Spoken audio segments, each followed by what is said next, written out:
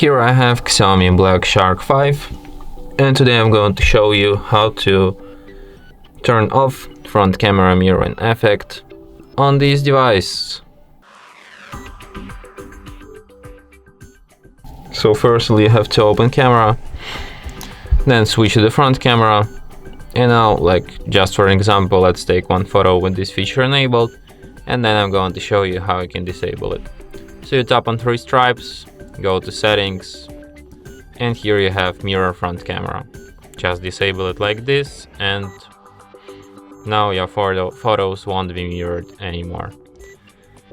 So as you can see, like on this photo we have lighting from the left side and on this one from the right side. So yeah. And that's it.